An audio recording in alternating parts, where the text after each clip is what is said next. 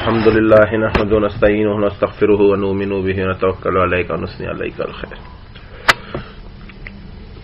قصص الانبیاء کی نشست نمبر چیپٹر حضرت ابراہیم علیہ السلام اور نشست 32 بیچ میں ایک دو نشستوں کی نمبرنگ غلط ہو گئی تھی، بہرحال نشست 32 ہے 32۔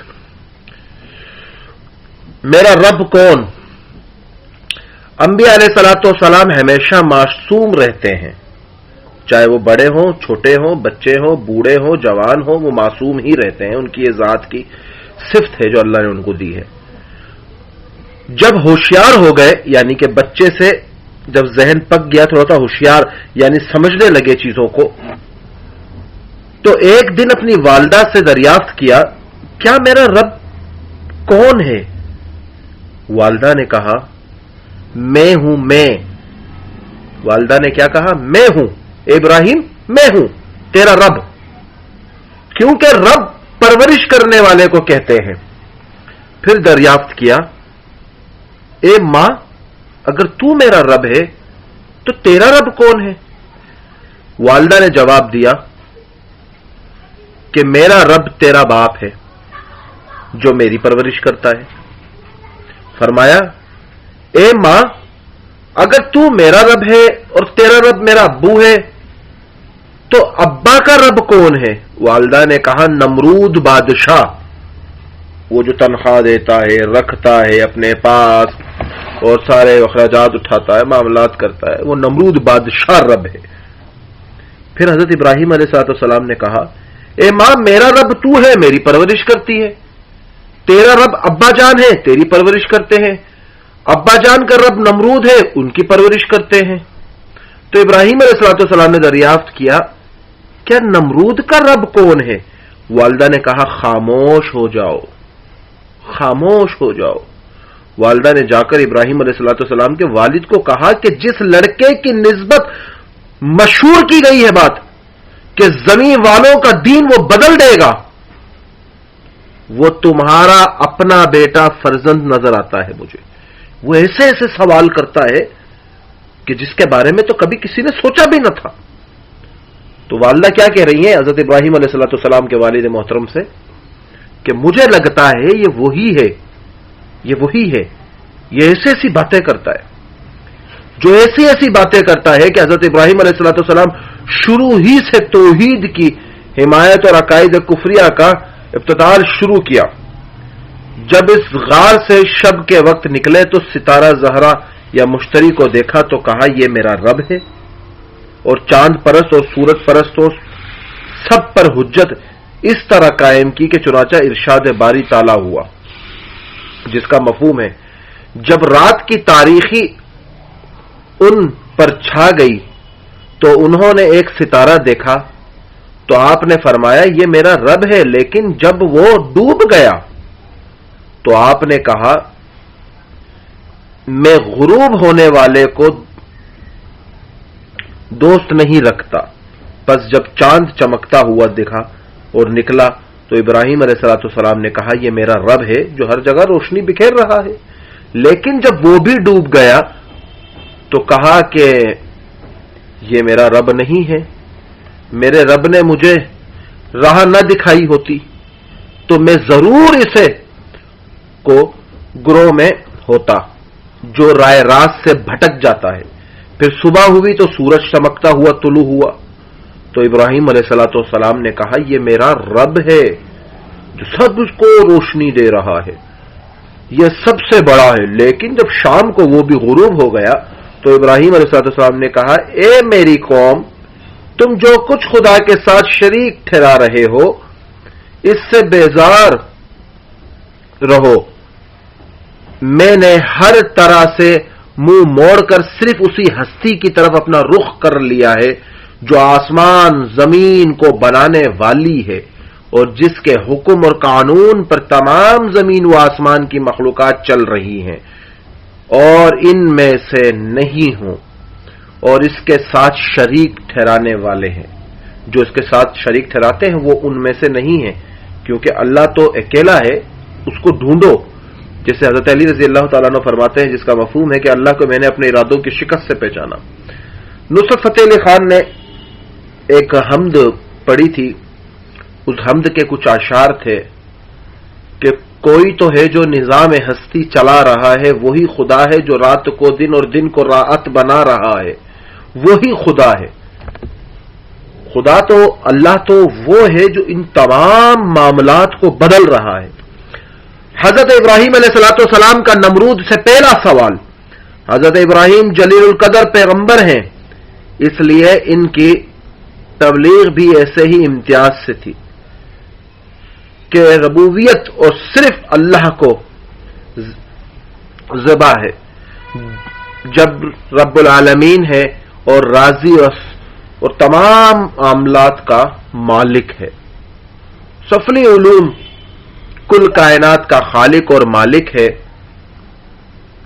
برحال حضرت ابراہیم علیہ الصلوۃ والسلام کا بت پرستوں پر لعنت اور پوجنے والوں سے جھگڑا و تکرار، ان سب حالات سے نمرود باخبر ہوا تو حضرت ابراہیم علیہ الصلوۃ والسلام کو اپنی عدالت میں بلایا، اور حضرت ابراہیم علیہ الصلوۃ والسلام بے خوف ہو کر نمرود کے پاس گئے، اور نمرود کا دستور یہ تھا کہ لوگ جب اس کے پاس حاضر ہوتے تو اس کو سجدہ کرتے۔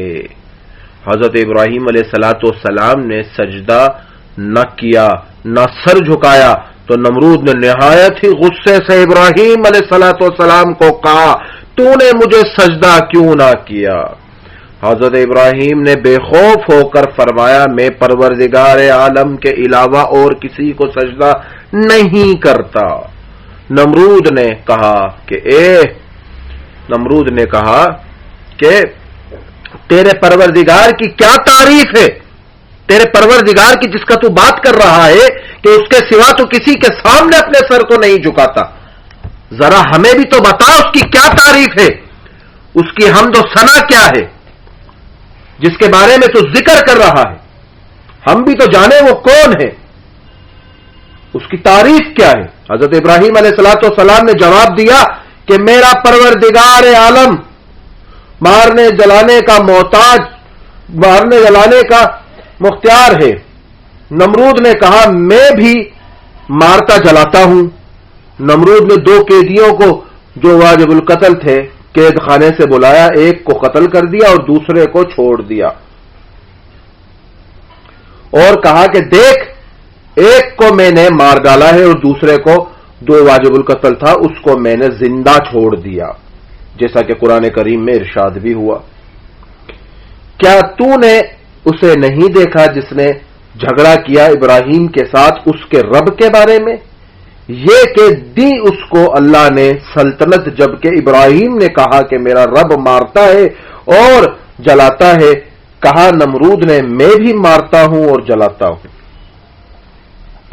یہ پہلا سوال حضرت ابراہیم علیہ الصلوۃ والسلام کا نمرود سے تھا۔ اس میں ایک بڑی قابل غور بات ہے، پتہ نہیں اس پہ آپ لوگوں نے غور کیا ہے یا نہیں کیا ہے۔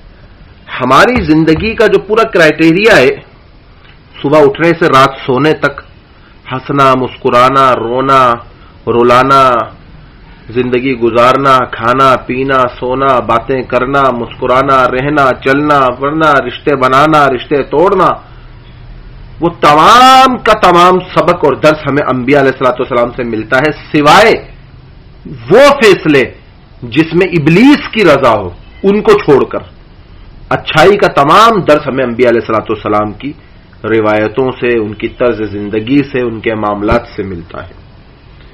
تو جو پہلا سوال تھا اس میں کیا کہا؟ جب ابراہیم علیہ الصلوۃ والسلام کو اپنی عدالت میں بلایا تو کیا کہا؟ ابراہیم علیہ الصلوۃ والسلام بے خوف ہو کر نمرود کے پاس گئے، اور نمرود کا دستور یہ تھا، یہ جو بے خوف ہو کر نمرود کے پاس گئے، اس میں بڑے راز چھپے ہیں، بڑے راز۔ جیسے اقبال نے کہا نا، مجھے معلوم کیا وہ راز دا تیرا ہے یا میرا، محمد بھی تیرا، جبریل بھی، قرآن بھی تیرا۔ یہ راز پانے کے لیے جلے کتنے پروانے، شمع جلنے کے لیے ہے یا جلانے کے لیے۔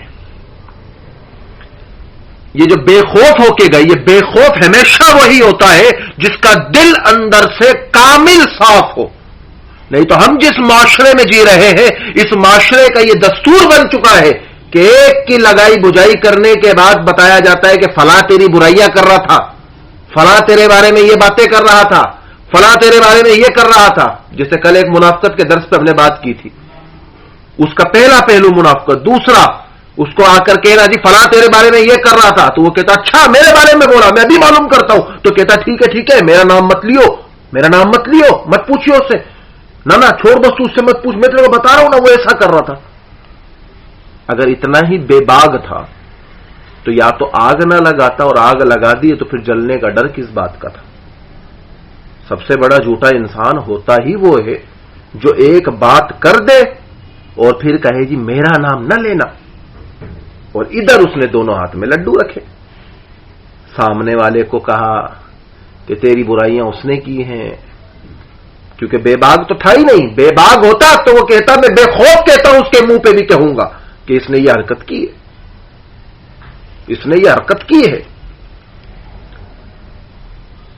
تو اسی وجہ سے یہ جو بے خوف کا ایک لفظ ہے، ایک ہوتا ہے فطرتی خوف، کوئی شیر، کرنٹ، ایکسیڈنٹ. ابھی میں جہاں عیادت پہ تھا ادھر ایک ساتھی ہے، ان کے ایکسیڈنٹ ہوا پرسوں، وہ کہیں بائک سے ایکسیڈنٹ ہوا، گر گیا. ان کا بڑے ہیں مجھ سے تو کافی عمر میں، ان کے داماد بھی ہیں تو وہ سسر ہیں، تو ان کا ایکسیڈنٹ ہوا تو گر گیا تو بے ہوش تھا 2 دن. ابھی کل اس کو حیدرآباد سے واپس لائے تو میں ان کی عیادت پہ تھا، تو ہم باتیں کر رہے تھے. ہم نے بولا جس ایکسیڈنٹ ہوا ہے جو دوسرے بندے نے آپ کو لا کے گاڑی ماری ہے اس کی کیا کیفیت ہے؟ کہا یار اس کے بھی سر پہ ٹانکے لگے. پھر یہ بولتا ہے یار میرے سر میں درد تو نہیں ہو رہا، ٹانکے کہاں لگے؟ حالانکہ اس کو ٹانکے نہیں لگے، اس کا دماغ ابھی تک کام نہیں کر رہا ہے، اس کو وہ صدمہ لگا ہوا ہے کہ جو ہوا ہے 2 دن یہ بے ہوش رہا ہے، اس کی سٹی اسکین ہوئی ہے اور بے ہوش رہا ہے. تو اس کو وہ خوف اب تک ہے. اور جب انسان کے دل میں خوف آ جائے گا تو فطرتی خوف، حادثاتی خوف، معاملاتی خوف، کوئی گاڑی تباہ ہو جائے، کوئی نقصان ہو جائے وہ خوف، کوئی شیر آ جائے سامنے، سانپ آ جائے وہ خوف، وہ فطرتی خوف ہے. ایک خوف وہ جو دونوں ہاتھ میں لڈو رکھ کے منافقت کا بیج بو کے ہر کسی کی نظر میں اچھا بنا رہا. یہاں تو جس کی سن لو وہی فرشتہ، نہ جانے انسان کہاں رہتے ہیں. ہم جس دنیا کے زاویے میں جی رہے ہیں یہاں لوگ نام کے ساتھ تو دلیر لکھ دیتے ہیں، حقیقت میں گیدڑ سے زیادہ چھپے ہوئے ہوتے ہیں. حقیقت میں گیدڑ سے زیادہ چھپے ہوئے ہوتے ہیں. ہم کس کس کو الزام مجرم ٹھہرائے، ہر ایک نے مارکس چڑھا رکھا ہے، ہر ایک نے. اور وہ اسی وجہ سے کہ ایک خوف ہے کہ نہیں جی اصلیت ہماری اگر کھل گئی، کسی نے بتا دیا جی ہم نے اس کی فلاں جگہ برائی کی تھی. یہ تو دنیا کے معاملے میں، اور آخرت میں جب یہ برائی کھلے گی، آخرت میں جب یہ کھلے گی.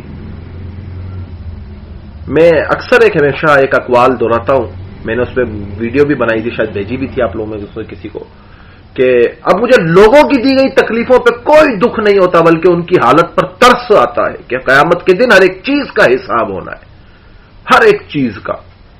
حقوق العباد تو اللہ ہمیں دے گا نا کہ آؤ بانٹ لو، کر لو جو کرنا ہے. اس دن کتنے چہرے ہم سمیت، انبیاء کو چھوڑ کر، صحابہ کو چھوڑ کر، کتنے چہرے بے نقاب ہوں گے، کتنے چہرے. اس دن جو خوف ہمارے دلوں میں ہوگا، آج اگر وہ خوف بے باک ہو جائے. اعظم طارق شہید رحمت اللہ علیہ کا نام لینے سے کوئی اعظم طارق نہیں بن جاتا. اعظم طارق تو کہتے تھے جو نماز کا نہیں، خدا کی قسم وہ سپاہ کی جماعت کا نہیں. اعظم طارق تو کہتے تھے اللہ کی ذات کے سوا کسی اور کا ڈر اپنے دل میں رکھنا کعبے کی رب کی قسم میں شرک سمجھتا ہوں، کفر سمجھتا ہوں. اللہ کے سوا کسی اور کا ڈر رکھنا. جب کسی نے کہا یہ تو ایجنٹ امریکہ ہیں تو اپنے ہی کرتے کو پھاڑ کر کہا جو ایجنٹ امریکہ ہوتے ہیں انہیں 36 گولیوں کا برس نہیں لگا کرتے، جن کی ٹانگ لاہور ہائی کورٹ دھماکے میں اڑ کے دور ہو جائے، جو گداگاڑیوں پہ بیان کرنے پہنچ جائے. اور کہا ہمارا مقصد تو صحابہ کی شان بیان کرنا ہے، پھر چاہے گداگاڑی پہ آئے یا جہاز پر آئے، ریل گاڑی پر آئے، کیا فرق پڑتا ہے. یہ وہ بے باک لوگ تھے. حسین احمد مدنی شیخ الہند عجم العرب رحمت اللہ علیہ، انور شاہ کشمیری رحمت اللہ علیہ، حکیم الامت، حجت الاسلام، وکیل اناف، ایسے لوگ. انور شاہ کشمیری رحمت اللہ علیہ کورٹ میں کھڑے ہیں جج کے سامنے، مناظر اللہ دتا قادیانیت کا دلائل پیش کرتا ہے. اپنا علامہ کشمیری رحمت اللہ علیہ, انور شاہ کشمیری رحمت اللہ علیہ کہتے ہیں جج صاحب یہ غلط دلیل پیش کر رہا ہے, یہ غلط پڑھ رہا ہے عبارت کو. تو جج کہتا ہے شاہ جی تمہارے پاس تو کتاب ہی موجود نہیں ہے, تم کیسے کہہ سکتے ہو غلط ہے؟ کہتے ہیں کہ آج سے 35 سال قبل میں نے اس کتاب کا مطالعہ کیا تھا, اگر میری بات غلط ہے تو میں شکست لکھ دینے کو تیار ہوں, اگر میری بات غلط ہے تو میں شکست لکھ دینے کو تیار ہوں. یہ وہ لوگ تھے جو بے باک تھے. 1953 کے اندر جب کوٹ کے اندر اڈیالہ جیل سے لائے ہوئے حضرت امیر شریعت مجاہد احرار ختم نبوت کے مجاہد حضرت عطا اللہ شاہ بخاری رحمت اللہ علیہ آئے تو پورا کوٹ نعروں سے گونجنے لگا. جج نے کہا کہ میں نے سنا ہے تم نے کہا ہے کہ نبی کے گستاخ کو مار دیا جائے, کیا تم نے کہا ہے؟ یہ سچ بات. کہا میرے سامنے اب بھی کوئی دعویٰ کر دیکھے اس کا دھڑ اس کے سر سے الگ نہ ہو جائے, سر الگ نہ ہو جائے دھڑ سے, تو کہنا. تو جج صاحب نے کہا کہ توہین عدالت خاموش, تو کہا چپ کرو, توہین رسالت جو ہو رہی ہے وہ بے باک لوگ تھے, کوئی ڈر نہیں تھا دلوں میں. مولانا غوث ہزاروی رحمت اللہ علیہ نکلے مناظرے کے لیے, مانسیرا کی سرزمین پر اللہ دتا نے نبی کی نبوت پہ ڈاکہ ڈالنے کے لیے مناظرے کا چیلنج کیا. گھر سے نکلے, بیوی کہتی ہے زین العابدین بیمار ہے رک جائے, کہا نہیں رکتا, بیٹے کو تڑپتا ہوا دیکھ سکتا ہوں, روزہ رسول میں آپ علیہ الصلوۃ والسلام کو تڑپتا ہوا نہیں دیکھ سکتا. ابھی لاری اڈے پہنچے تھے کہ خبر آئی اکلوتا بیٹا زین العابدین مر گیا, حضرت گھر پہ تو آ جائے. کہا بیٹے کے جنازے میں شرکت کرنا فرض کفایہ ہے, ناموس سے پیغمبریت کے لیے لڑنا فرض ہے, انہیں دفنا دو, میں نہیں آتا. کون لوگ تھے یہ؟ ان کی اولادیں نہیں تھی, ان کی بیویاں نہیں تھی, ان کا مال نہیں تھا, ان کی دولت نہیں تھی, ان کے معاملات نہیں تھے. یہ بے باک کیسے تھے؟ دل سے صاف لوگ تھے, انبیاء کے وارث تھے, بے باک بے خوف ہو کر نکلے تھے. سلطنت عثمانیہ کے آخری خلیفہ عبد الحمید دوئم کو جب تھیوڈور ہرزل نے آ کر کہا کہ بھائی اگر آپ یہ معاہدے ختم کر دو تو ترکی کا سارا قرض ہم اتارنے کو تیار ہے سلطنت عثمانیہ کا. کہا پہلے یہ تو بتاؤ یہ جو سامنے تمہارے رکھا ہوا ہے کاغذ یہ کیا ہے؟ وہ کہتا ہے یہ محض صرف ایک نقشہ ہے ہمارے جھنڈے کا. کہا جھوٹ مت کہو, اس جھنڈے میں 2 لائنیں ہیں, 2 لائنیں ہیں نیلے رنگ کی اور 6 کونوں والا ستارہ ہے. یہ 2 لائنوں سے کیا مراد ہے؟ کہا کہ کچھ نہیں. کہا جھوٹ بولتے ہو تم. یہ پہلی لائن دریائے نیل کی عکاسی کرتی ہے اور دوسری لائن جو کرتی ہے وہ دریائے فرات کی عکاسی کرتی ہے. اور بیچ میں جب 6 کونوں والا ستارہ ہے, پہلا ستارہ جارڈن بیچ میں آتا ہے اور ایجپٹ, عراق, اس کے بعد لبنان, سعودی عرب, ترکی اور اس کے ساتھ لیبیا, اس تک جا کر یہ 6 ستارے بن کے تم ایک سیونی ریاست قائم کرنا چاہتے ہو دی گریٹر اسرائیل کے نام سے. کہا ہم آپ کا سارا قرضہ اتار دیں گے. تو اپنی لاٹھی کو ایسے رہ کے زمین پر مار کر کہا کہ عبد الحمید دوئم تمہیں اتنا سا ٹکڑا بھی نہیں دے گا. یہ کون سے بے باک لوگ تھے جنہوں نے سلطنتیں قربان کر دی مگر خوف دل میں نہ آیا. پھر قرآن کی آیتیں پڑھنے سے کوئی فائدہ حاصل نہیں ہوگا کہ میرے لیے تو اللہ ہی کافی ہے. اللہ کافی ہوتا تو دلوں میں خوف نہ ہوتے, اللہ کافی ہوتا تو منافقت کے بیج نہ پلتے. کبھی کبھی انسان قرآن پڑھتا ہے اور قرآن اس پر لعنت بھی کر رہا ہوتا ہے کیونکہ قرآن کی آیت پڑھ رہا ہوتا ہے کہ جھوٹ اور منافقت منع ہے اور سب سے بڑا جھوٹا اور منافق خود بھی ہوتا ہے. تبھی تو اثر نظر نہیں آتا, تبھی تو ارتگل دیکھ کے صرف ایمان تازہ ہوتے ہیں, قرآن پڑھنے سے ایمان تازہ نہیں ہوتے. یہ بے خوف جو خوف کا لفظ آیا, یہ بے خوف ہو کر ابراہیم کیوں گئے؟ 100% سے زیادہ, لاکھوں گنا زیادہ وہ مستند تھے اپنی بات پر کہ اللہ تو اللہ ہے, اللہ نہ چھپ سکتا ہے نہ سو سکتا ہے. یہ چاند, سورج, ستارے, کشائیں, ہوائیں, دریائے, پانی سب کے سب ختم ہو جائیں گے مگر اللہ باقی رہے گا. تبھی ابراہیم کا دبا نمرود پر طاری رہا, نہ کہ نمرود کی دہشت ابراہیم پر طاری ہوئی. تو یہ پہلے سوال کا جواب دیتے ہوئے بتلا دیا کہ دیکھ لو یہ جو کچھ ہو رہا ہے یہ وہی ہے. نمرود سے دوسرا سوال, حضرت ابراہیم کے سوال کا جواب تو دراصل یہ نہ تھا لیکن وہ بیوقوف تھا. کون؟ نمرود. کیا آپ علیہ الصلوۃ والسلام نے سمجھا یہ نالائق کند ذہن ہے. پھر آپ علیہ الصلوۃ والسلام نے اس کے سامنے ایسی دلیل پیش کر دی جس کا اس سے کوئی ٹوٹا پھوٹا جواب بھی نہ ہو سکا.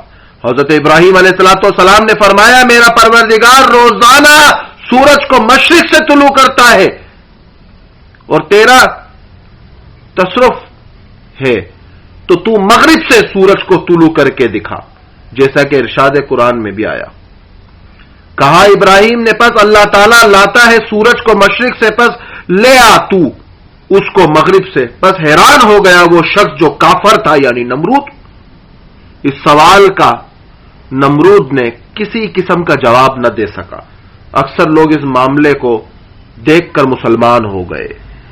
یہ وہ بے خوفیت لمحہ تھا کہ جب ابراہیم کی آواز میں خدا کا کلام بول رہا تھا، کہ جب موسیٰ علیہ الصلوۃ والسلام نے آخری وارننگ اور آخری دھمکی فرعون کو دی، اے فرعون آج ہمارے پیچھے نہ آنا، مار دیے جاؤ گے.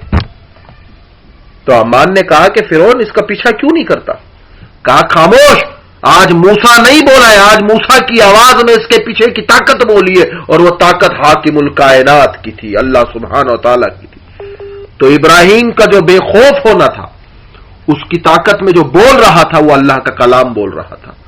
یہ بے باک جو لوگ ہوتے ہیں، بے خوف جو لوگ ہوتے ہیں، جو انسان ہوتے ہیں نہ کہ فرشتے ہوتے ہیں. آج ہمارے معاشرے میں ایک چیز پلانے لگی ہے. میرا فوزیہ جی سے کوئی تعلق ہو، بات ہو، میں فوزیہ جی نے کوئی حرکت کر دینی ہے، رشتہ داروں میں لے لو، بھائیوں میں لے لو، بیوی میں لے لو، کسی میں بھی لے لو، یا تجھ سے یہ امید نہ تھی. اور کیوں؟ وہ فرشتہ تھا، اس سے یہ امید نہ تھی. یا تو اسے فرشتے کی کیٹیگری میں مانتا ہے کہ وہ غلطی کر ہی نہیں سکتا. جب آدم کے قصے میں اللہ نے کہہ دیا تم تو خطا کے پتلے ہو، خطائیں ہوں گی، اور منتخب حدیث میں مولانا یوسف کاندینوی رحمۃ اللہ علیہ نے لکھ دیا کہ اللہ کو تو سبحان اللہ کی تسبیح کرنے والے سے زیادہ پسند وہ ہے جس سے جانے انجانے میں گناہ ہو جائے وہ پھر استغفار کر کے توبہ کر لے. اللہ تو برے لوگوں کو اپنے قریب داؤد نے فرمایا اللہ تیرا مقرب اور نیک بندہ بننا چاہتا ہوں. اللہ نے فرمایا داؤد ہمارے روٹھے ہوئے بندوں کو ہماری طرف لے آؤ. اللہ یہ بھی کہہ سکتے تھے داؤد ہمارے تہجد گزار بندوں کو لے آؤ. جس طرح سے ایک ماں کو، ایک باپ کو سب سے زیادہ طلب نالائق بیٹوں کی ہوتی ہے، بچوں کی ہوتی ہے کہ نالائق لائق بن جائے کسی حد سے، انہیں نالائق کی ٹینشن رہتی ہے. اسی طرح جو گناہگار ہوتے ہیں اللہ کو ان کی زیادہ طلب ہوتی ہے کہ یہ لوٹ آئے. آج انسان اتنے آگے نکل گئے جی نیکی کا زمانہ ہی نہیں رہا. کیوں؟ نیکی کی امید ہم سے رکھی تھی، اللہ سے رکھی تھی، تو پھر ہر دور نیکی کا ہے. اگر نیکی کی امید اللہ سے ہے کہ یہ جو میں نے نیکی کی ہے اس کا اجر مجھے اللہ ہی دے گا، تو پھر یہ کہنا بنتا ہی نہیں ہے کہ آج کا دور تو نیکی کا ہے ہی نہیں. کیوں؟ میں نے اس نیکی کی امید فرانا جی سے رکھی تھی، جو میں یہ کہتا ہوں کہ نیکی کا تو دور ہی نہیں رہا. اور پھر یہ او ہو فوزیہ آپ نے کلاس چھوڑ دی، آپ نے یہ حرکت کر دی، آپ سے یہ امید نہ تھی مجھے. کیوں؟ فوزیہ فرشتہ ہے، خطا کا پتلا ہی ہے نا، آدم کی بیٹی ہے، اما ہوا کی بیٹی ہے، آبا اجداد سے بھی بھول ہوگی اور ہم سے غلطیاں ہوتی ہیں. تو یہ الفاظ کہ آپ سے یہ امید نہ تھی، اور جی فرشتوں کی کیٹیگری میں ڈالا ہے تو نے اسے. امید کیوں نہ تھی بھائی؟ غلطی ہو گئی، بس ہو گئی. اللہ کہہ رہا ہے مانگ لو معافی، ختم، معاف کر دیں گے ہم. مرنے سے پہلے منتخب حدیث میں مولانا یوسف کاندینوی رحمۃ اللہ علیہ نے ایک اور حدیث نقل کی ہے جس کا مفہوم ہے آدم کی اولاد، جس کا مفہوم ہے کہ تو اتنے گناہ کر کہ گناہ تیرے سر سے اونچے ہو جائے، پھر تو اتنے گناہ کر کہ گناہ اور اوپر آ جائے، پھر اتنے گناہ کر کے آسمان سے ٹکرانے لگے، پھر تو سچے دل سے ندامت کے ساتھ توبہ مانگ لے، معافی مانگ لے. کعبے کی رب کی قسم میں تیرے سارے گناہ معاف کر دوں گا، سارے گناہ اپنے عزت الجلال کی قسم معاف کر دوں گا. جب وہ 70 سال کے کافروں کو معاف کرنے کو تیار ہے تو ہم تو ہیں مسلمان. نبی تو یہودی کے جنازے پہ غمگین ہو جائے، نبی تو یہودی کے جنازے پہ غمگین ہو جائے، ہے کہاں چلا گیا. اور ہم نے فیصلے کر لیے نہ بابا نہ، یہ تو پکا جہنم میں جائے گا، ختم. معافی کے لائق ہی نہیں ہے دنیا میں کوئی، بہن بھائی، میاں بیوی، ساس سسر، کوئی بھی ایکس وائی زیڈ. ابھی تھوڑی دیر پہلے میں کسی کی دکان پہ بیٹھا ہوا تھا، کوئی مسئلہ پتہ نہیں چل رہا تھا، برل کیا مسئلہ تھا میں نے نہیں سنا پورا. میں اپنے باتوں میں لگا ہوا تھا. بہرحال اس کی ایک بات میں بار بار سن رہا تھا کہ زمین الٹی ہو جائے میں ان سے صلح کرنے کو تیار نہیں. زمین الٹی ہو جائے. اور جس دن موت کے چھتر پڑیں گے نا، ایک ڈاکٹر نہیں ہے، ہماری خالہ ہے، ان کی کلینک میں ایک اقوال لکھا ہوا ہے، مجھے بڑا پسند ہے. وہ کہتی ہے جو کام انسان تکبر کی وجہ سے نہیں کرتا، کعبے کی رب کی قسم اللہ وہ کام اس سے مجبوری میں کرواتا ہے. کہ تو اتنا ہوشیار بنتا ہے کہ میں کیسے کروں، ہم تیرے سے کروائیں گے، حالات ایسے بنا دیں گے ہم تیرے لیے کہ تو وہ کام کرنے پہ راضی ہو جائے گا. ہم نے ان خانوں کو، ان چودھریوں کو، ان ملکوں کو، ان سرداروں کو بھی دیکھا ہے جو مونچھوں کو وٹ دے کے کہتے تھے ہم اس کے گھر کا پانی پیے، اور بعد میں ان کے جنازے کو کندھے دینے والے وہی غریب طبقے کے لوگ تھے. اللہ نے انہی کے سامنے گرا کے دکھایا کہ یہ تکبر تم لوگوں پہ نہیں جچتا، یہ تمہارے لیے نہیں ہے. یہ بڑائی کرنا یہ صرف اللہ کی شان ہے. اللہ بڑائی کرنے والا ہے اپنی.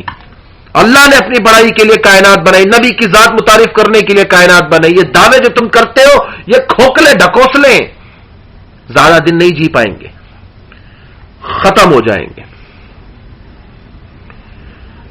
آسمان کی جانب نمرود کا سفر.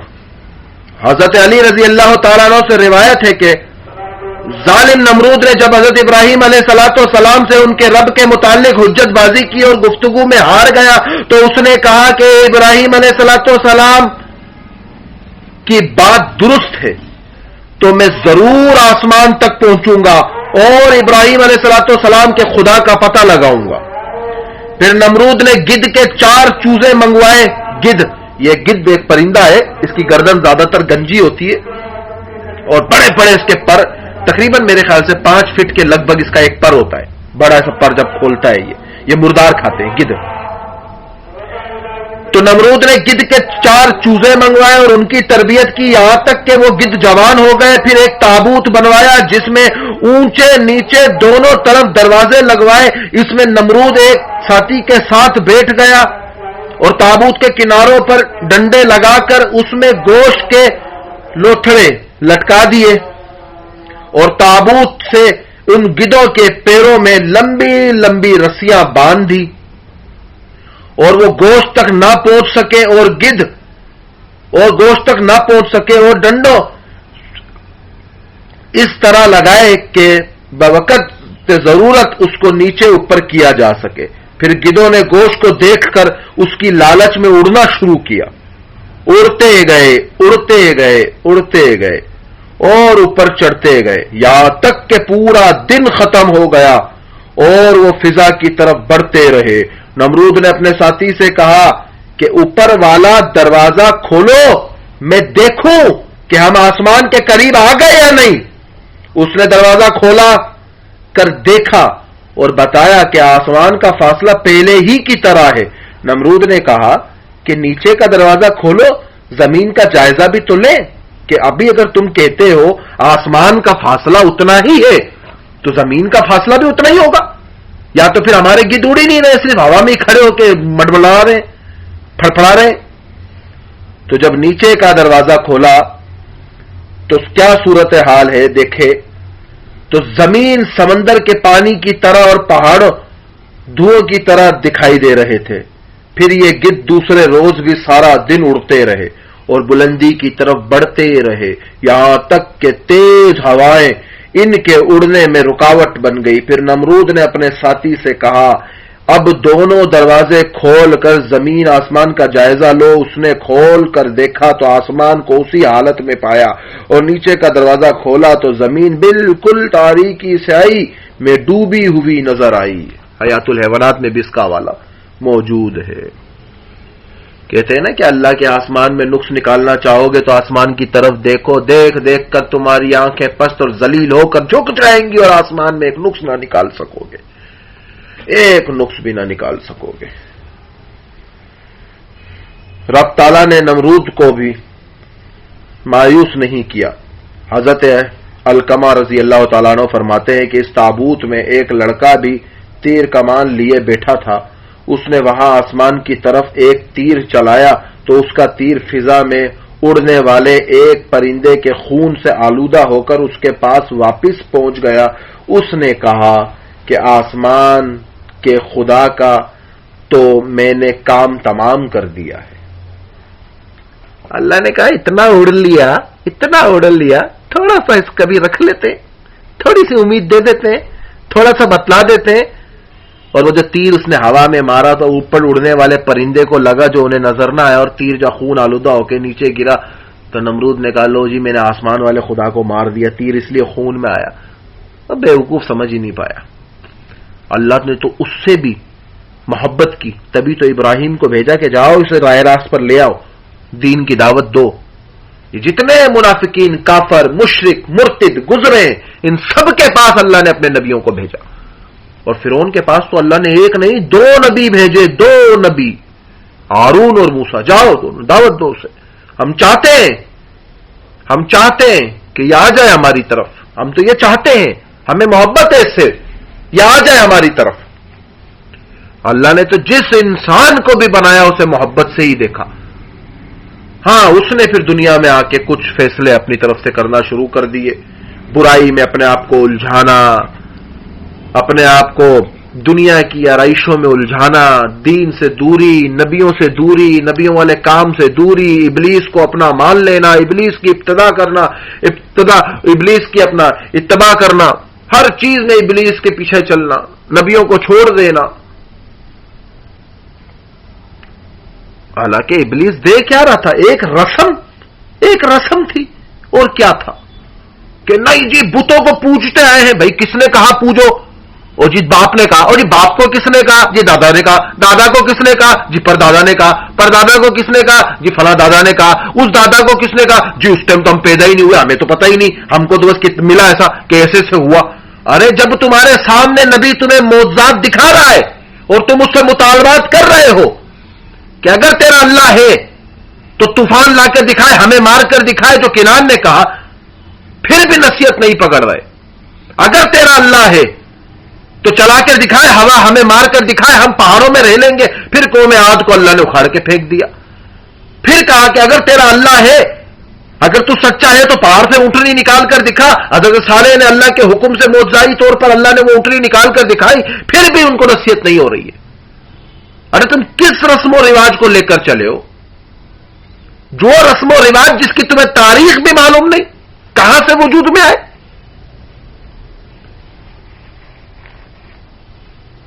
دنیا میں ایک ایکسپیریمنٹ کیا گیا، ایک بند کمرے میں 5 بندروں کو ڈال دیا گیا، 5 بندر، مونکیز، 5 بندر ایک کمرے میں ڈال دیے گئے۔ ایکسپیریمنٹ ہوا دنیا میں، میں انشاءاللہ اس کی ڈاکومنٹری نکال کے بھیج دوں گا، یاد دلانا مجھے۔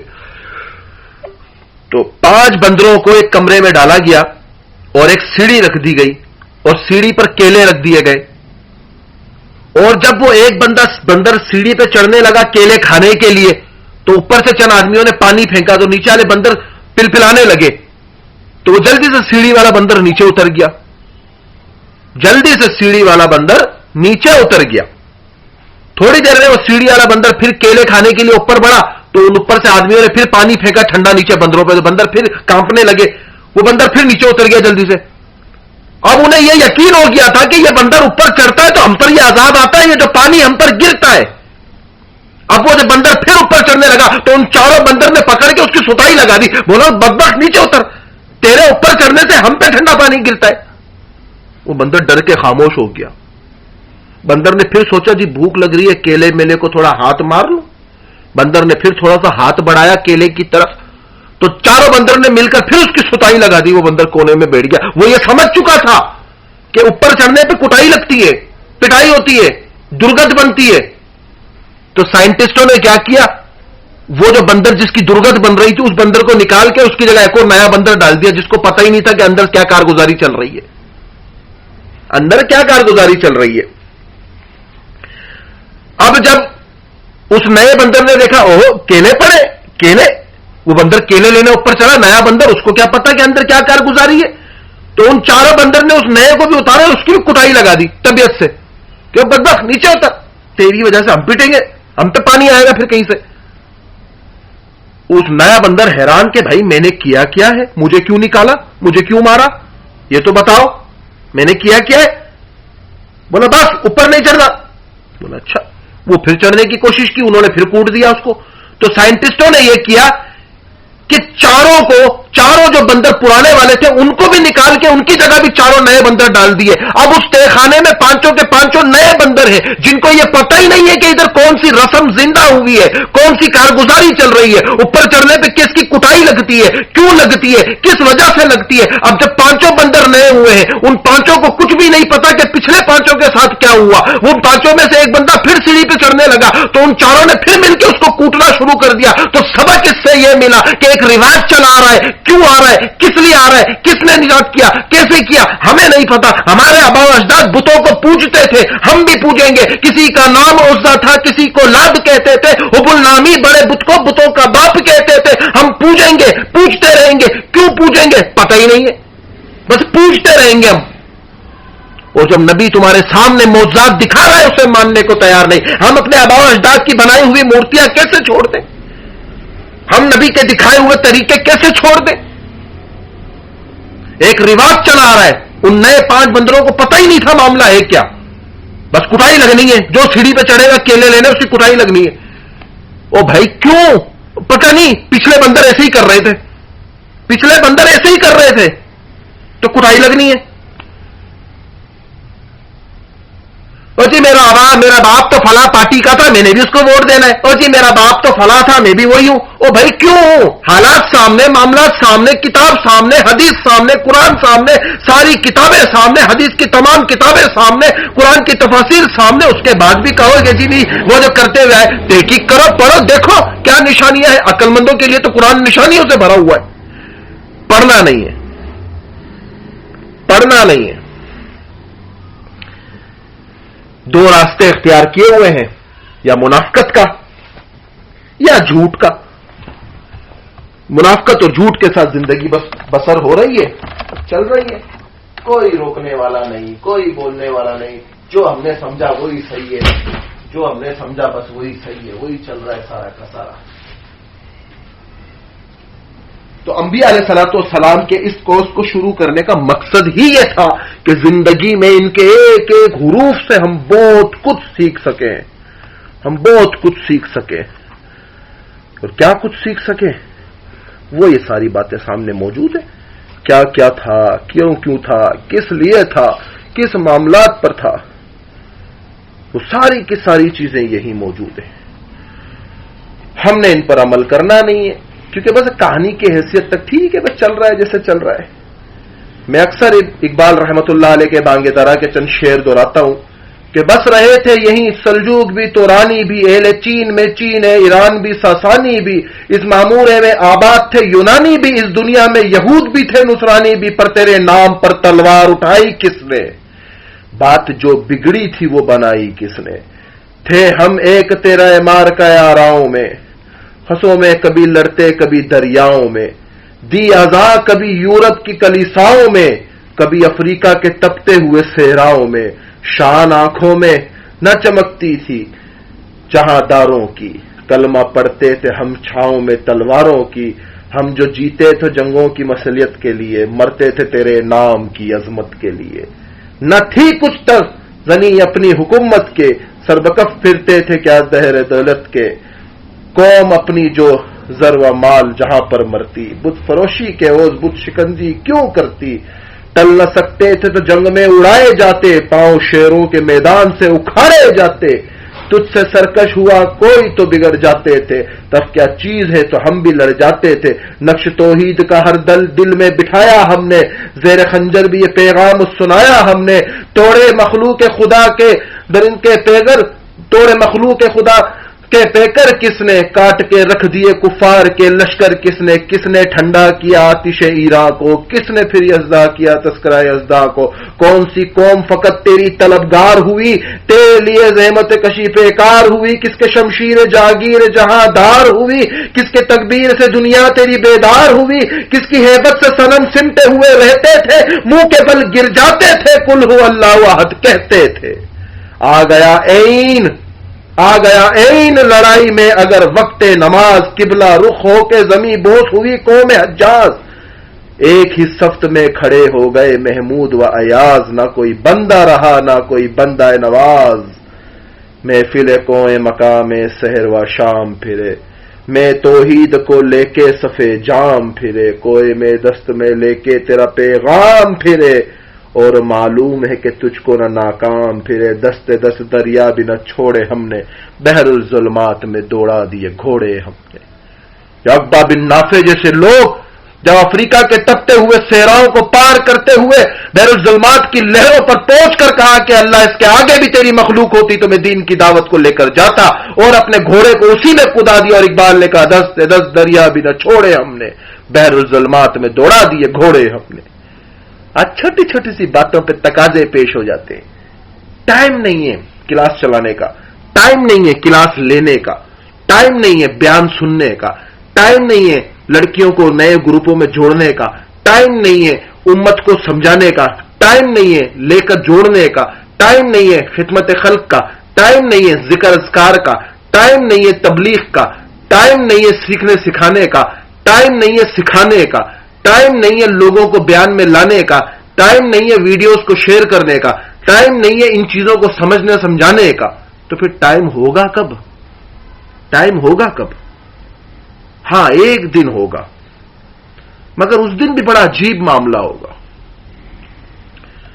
دفنانے کی فکر ہوگی، مہمان بہت سارے آ گئے، انہیں سلانے کی فکر ہوگی، تھوڑی دیر روئیں گے پھر اپنی اپنی مستیوں میں لگ جائیں گے، کوئی فیس بک پہ اسٹیٹس لگائے گا، اکیلے قبر کی گھاٹیوں سے خود ہی لڑنا پڑے گا، کوئی ساتھ دینے والا ادھر نہیں ہوگا۔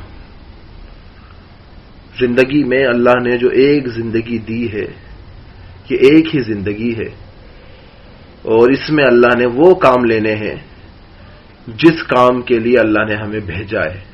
اب اس کام پر ثابت قدم رہنا، اس کام کو کرنا، انبیاء کے ہر ایک کورس جو ہوتا ہے نا، چاہے وہ انگلش کا ہو، تجوید کا ہو، تفسیر کا ہو، بہشتی زیور کا ہو، بہشتی گوہر کا ہو، بکھرے موتی کا ہو، فتنہ دجال کا ہو، قصص الانبیاء کا ہو، قرون اولیٰ کا ہو، تاریخ ہسٹری کا ہو، کوئی بھی ہو، ہر ایک کورس میں ایک سبق ہے۔ پہلا سبق کہ میرے پاس علم وہ نہیں ہے جو میں سمجھتا ہوں کہ میرے پاس سب سے زیادہ علم ہے، میرے پاس وہ کچھ بھی نہیں ہے۔ میں نے تو اس دن بھی یہ بات کہی تھی، اپنے اندر ہی اپنے آپ کو ٹٹول کے دیکھو۔ عالمہ یہ جو لوگ ہیں، ہم سارے عالم، حافظ، مفتی، جو تبلیغ کا مبلغ، دائی دین کا عالمہ، حافظہ جتنے ہیں، ہم اپنے اندر ہی دیکھ لیں کہ ہمیں کیا اتنی ڈیٹیل سے پتا ہے کہ صالح علیہ السلام کی قوم کا پورا واقعہ ہے کیا؟ ہمیں تو صرف اتنا پتا ہے کہ صالح علیہ السلام کی اونٹنی کا معجزہ ہے، بس ختم۔ اس کے آگے ہم نہیں جانتے کون ہے صالح، بس ایک نام ہے، سنا تھا، پڑھا تھا، کبھی دیکھا تھا، کتنا پتا ہے کہ نبی ہے۔ ادریس کون ہے، بس اتنا ہی جانتے ہیں، ادریس نبی ہے۔ شیس کون ہے، نبی ہے، بس ٹھیک ہے نبی ہے۔ اس کے آگے ہمیں پتہ ہی نہ کون نبی، کس کا نبی، کیسا نبی، کہاں کا نبی۔ نمرود اور ابراہیم کے قصے کے بارے میں بھی زیادہ کسی کو معلوم نہیں، صرف آگ کے واقعے کے علاوہ۔ اور اس کے بعد ابراہیم علیہ السلام کے والد کا وہ جو معاملہ تھا بتوں والا بنانے والا، اس کے بعد جو نمرود کو پیشن گوئی ہوئی، اس کے علاوہ ہمیں پتہ ہی نہیں کون نمرود ہوگا، کوئی پاگل نفسیاتی تھا کوئی جو خدائی کا دعویٰ کرتا تھا، سجدے کرواتا تھا لوگوں۔ یہ تو ہمارا عالم ہی ہے۔ بس آخری بات کر کے بس کلاس کی نشست ختم کرتا ہوں۔ کل میں ایک ہندو پنڈت کا بیان دیکھ رہا تھا، شرم بھی آئی، دکھ بھی ہوا، خوشی بھی ہوئی۔ شرم اس لیے آئی کہ یہ ہم مسلمانوں کا المیہ ہے کہ اللہ اب بتلا رہا ہے تم کام کرو گے تو ٹھیک ہے، ہم پنڈتوں سے بھی کام لینے پر قادر ہیں، ہم پنڈتوں سے بھی کام لینے پر قادر ہیں۔ دکھ اس بات کا ہوا نسل کہاں جا رہی ہے۔ شاہ رخ خان کا سب جانتے ہیں، عامر خان کا سب جانتے ہیں، انبیاء کے بارے میں کیوں نہیں جانتے؟ ہم میراثیوں کے بارے میں جانتے، اصل ہیروز کے بارے میں نہیں جانتے، جو اصل ہیروز ہیں ہمارے، جو اصل انبیاء ہیں ہمارے، ان سے تیار ہونے والے صحابی جو ہمارے سپہ سالار ہیں امت کے لیے، ان کے بارے میں نہیں جانتے۔ ہم تو ابھی تک اسی مغالطے میں پھنسے ہوئے ہیں کہ زید بن حارث، زید بن حارثہ، زید بن ثابت، ان میں فرق کیا ہے، یہ کون ہے؟ ہم تو اس میں پھنسے ہوئے ہیں، ہم تو اس سے ہی باہر نکل نہیں پا رہے ہیں۔ عشرہ مبشرہ میں جو زبیر ہے، زبیر کا رشتہ کیا ہے حضرت عائشہ سے؟ ہم تو ابھی تک اس میں پھنسے ہوئے کہ رشتہ ہے کیا، یہی نہیں پتا ہم کو۔ بارات کہاں جا رہی ہے خبر ہی نہیں ہے، میں ناچنا شروع کر دیا بارات میں۔ صحابہ کے چاہنے والے ہیں، صحابہ کے چاہنے والے صحابہ کا ایک ایک لمحہ جانتے ہیں، یہ جو بڑے بڑے اکابرین بیان کرنے جب اسٹیج پہ کھڑے ہوتے ہیں نا، کیسے بیان کرتے ہیں، جیسے تفاسیر ان کے سامنے کھلی ہوئی ہو، یہ ابو بکر، یہ اس کی بیٹی، یہ اس کا بیٹا، یہ اس کا پوتا، یہ اس کی پوتی، یہ نواسا، یہ نواسی، یہ اس کی اولادیں، یہ پڑپوتا، یہ پڑپوتی، یہ اس کے بعد یہ امام جعفر آئی، یہ فلاں ہے. کیسے بیان کر رہے ہیں. یہ محبت ہے ان کے دلوں میں صحابہ کی کہ تاریخ کی کتابیں کھنگال ڈالی انہوں نے ساری کی ساری. اور اس پنڈت کی اس بات پر رونا بھی آیا. خوشی اس بات کی ہوئی کہ ایک پنڈت سے اللہ نے دین کی بات کرائی. پنڈت کہتا ہے کہ آگ لگا دو گیتا کو، اگر دنیا میں کوئی گیتا کا حافظ کوئی بچہ نکل آئے. مسلمانوں میں دیکھو قرآن کا حافظ بچہ نکل آتا ہے. کیوں نہ دین ہو ممتاز دنیا کے کونوں میں، وہاں مذہب کتابوں میں، یہاں قرآن سینے میں. بولا گیتا کا حافظ کوئی بچہ دکھا دو. ادھر گیتا کے 10 شوق پڑھنے نہیں آتے کسی کو، اور ادھر دیکھو 30 پاروں کا حافظ بھی مسلمانوں میں اٹھتا ہے. یہ المیہ ہمارا، وہ ہماری تعریفوں کے پل باندھ رہے اور ہم میں جو ذلت کے پل بنوانے میں تلے پڑے. اللہ پاک ہم سب کو عمل کی توفیق عطا فرمائے. جو کچھ کہا سنا اس پر عمل کی توفیق عطا فرمائے.